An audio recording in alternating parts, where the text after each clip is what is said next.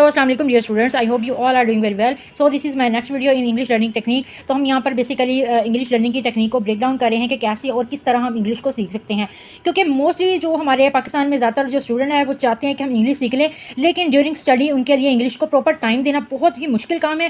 क्योंकि first of all तो ना ही तो कोई इतना अकेडमीज़ वगैरह को अफोर्ड कर सकता होता है, और अगर कोई अफोर्ड कर भी ले तो उसके पास एक प्रॉपर सिस्टम नहीं आ पाता कि वो इसको कैसे सीख सके। क्योंकि स्कूल वाले अपने एक सिस्टम को हमें सिखा देते हैं, एक स्ट्रक्चर बनाना, हर चीज़ हमें सिखा देती हैं, लेकिन ऑफ कोर्स प्रैक्टिस इंसान ने खुद करनी होती है, और प्रैक्टिस के बगैर आप कुछ भी नहीं कर सकते। और यहाँ पर मैं एक चीज़ लेकर आई हूँ जिससे आपकी मनी भी सेव होगी, आपका टाइम भी सेव होगा, और आप बहुत ही कम वक्त में ये चीज़ सीख जाएंगे। वो क्या है? तो ये स्टूडेंट, अगर तो आप 9th के स्टूडेंट हैं, या आपने 9th को स्टार्ट करना है, या फिर आप 9th को क्रॉस कर चुके हैं, तो ये आपके पास बहुत ही बेहतरीन तरीका है इंग्लिश को सीखने का। आपके पास घर में 9th की, ये मेरे पास 9th की आइडियल है, और ये मेरे पास 10th की आइडियल मौजूद है।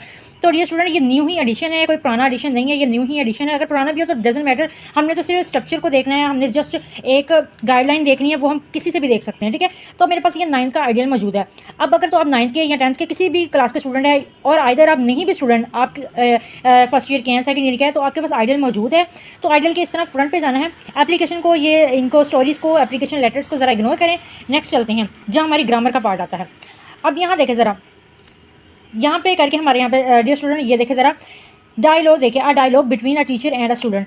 डियर स्टूडेंट, ये वाला जो पार्ट है ना, यहाँ से ना असल में इंसान की जो इंग्लिश की बुनियाद होती है ना, वो इन चीज़ों से स्टार्ट होती है। सबसे पहले हमें इंग्लिश को सीखने के लिए ना डायलॉग्स करने चाहिए। ये देखें ज़रा, आप ज़रा इस पर फोकस करें, ये डायलॉग्स,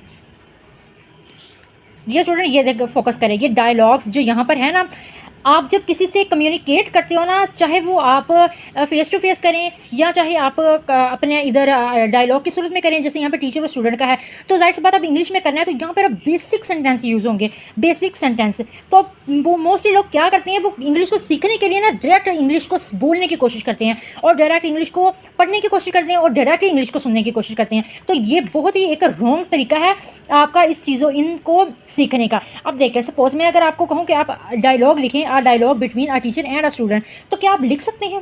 जब आपको पता ही ना हो कि प्रेजेंट की फॉर्म क्या है, प्रेजेंट परफेक्ट की फॉर्म क्या है, इसको फ्यूचर में कैसे लिखना है, फ्यूचर का जब हमने इंडेफिनिट करना है तो कैसे करना है, तो कितने सारे एरर्स आपके माइंड में तब आएंगे ना, तो जिसकी वजह से आपका जो सेंटेंस होगा वो गलत हो जाएगा। माइंड आपका पास्ट का चल रहा हो, लेकिन बात आप फ्यूचर की कर दें, तो क्या होगा? समझने वाले को, पढ़ने वाले को, दोनों को ही ये चीज़ आपकी गलत लगेगी। तो आपका जो असल में मैसेज होगा कन्वे करने का, वो क्या हो जाएगा? वो गलत हो जाएगा। तो अब आपने क्या करना है, आप इधर ज़रा फोकस करें कि मैं अब यहाँ पे आपको पॉइंट क्लियर करवा रही हूँ कि अगर आप देखें ज़रा इंग्लिश को, ये देखें, कंप्रीहेंशन ऑफ अ पैसेज। अब कंप्रीहेंशन को जब हम देखते हैं, तो इसमें डियर स्टूडेंट क्वेश्चन होते हैं एक पैराग्राफ को लेकर